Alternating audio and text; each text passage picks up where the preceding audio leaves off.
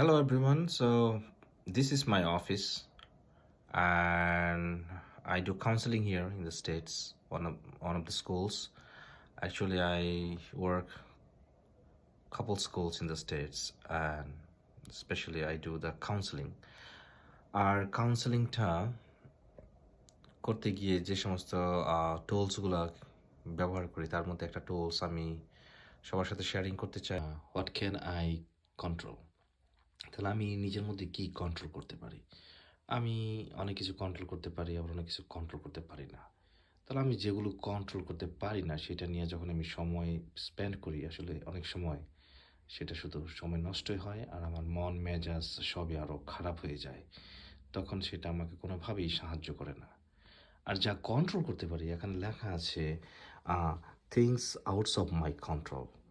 তাহলে কী কী outside of my control? যেমন হচ্ছে আদার্স, আদার্স আদার পিপলস থটস, অন্য মানুষের চিন্তা ভাবনা আমি কন্ট্রোল করতে পারি না। আদার পিপলস প্লে, আদার মানুষের জীবনযাপন বা কাজকর্ম, সেটা আমি হয়তো বা কিছুই করতে পারি না, বা চিন্তা ভাবনা। আদার পিপলস অ্যাকশনস, আদার পিপলের একই অনেকটা যা কাজের মতো যে ধরনের তারা কার্যক্রম করে, সেটা আমি কন্ট্রোল করতে পারি না। আদার পিপলস ওয়ার্ডস, তাদের যে কথাবার্তা সেটা আমি কন্ট্রোল করতে পারি না। আদার পিপলস ফিলিংস, আদার পিপলস বিহেভিয়ার, তাহলে তাদের অনুভূতি, তাদের ব্যবহার, তাদের আইডিয়াস, তাদের ওপিনিয়ন্স, চিন্তা ভাবনা আমি কিছুই কন্ট্রোল করতে পারি না। কিন্তু অনেক সময় সেটা কন্ট্রোল করতে গিয়ে দেখা যায় আমি আমার এনার্জি শক্তি নষ্ট করে ফেলছি। কন্ট্রোল করতে পারছি কোনটা? আমার থট, আমার অ্যাকশনস, আমার ফিলিংস, আমার ওয়ার্ডস, আমার প্লে, আমার বিহেভিয়ার।